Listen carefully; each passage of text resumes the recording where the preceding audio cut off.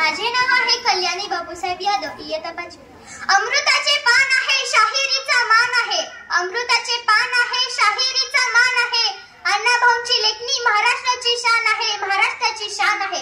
शोषितांचा आक्रोश शब्दातून मांडणाऱ्या थोर समाज सुधारक, लोकशाहीर, साहित्यरत्न अण्णाभाऊ साठे यांना नमन करून मी तुमच्यासमोर 2 शब्द मांडणार आहे.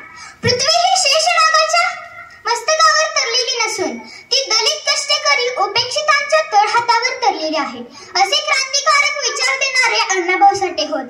केवळ 1.5 दिवसाच्या शाळेत जाऊन तब्बल 35 कादंबऱ्या, कथासंग्रह, पोवाडे, पथकथा, वगनाट्य आणि लावणी यांची निर्मिती करणारे अण्णाभाऊ साठे.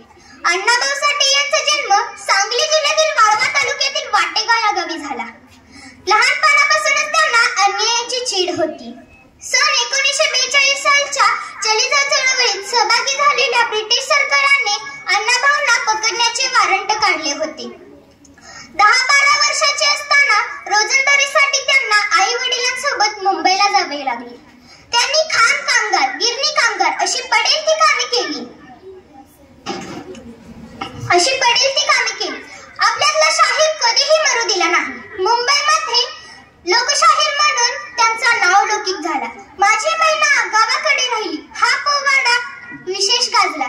संपत्ती व कीर्ती याच्या मागे कधीही न धावलेला हा महान साहित्यिक अत्यंत साधेपणाने जगला. 18 जुलै 1969 रोजी मुंबई येथे त्यांचे निधन झाले. मित्रांनो, हे वाक्य लक्ष देऊन ऐका. साहित्य हे केवळ मनोरंजनासाठी नसून ते परिवर्तनासाठी असते.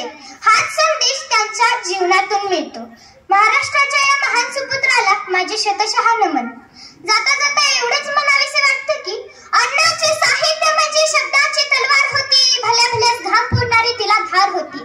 अण्णाचे साहित्य म्हणजे शब्दाची तलवार होती, भल्या भल्यास घाम फोडणारी तिला धार होती. शासनकर्त्यास पण त्यांच्या लेखणीचा धाक होता. नेता मुचा लाखात नाही तर करोडोत एक होता, करोडोत एक होता. एवढे बोलून माझे भाषण संपवते. जय हिंद.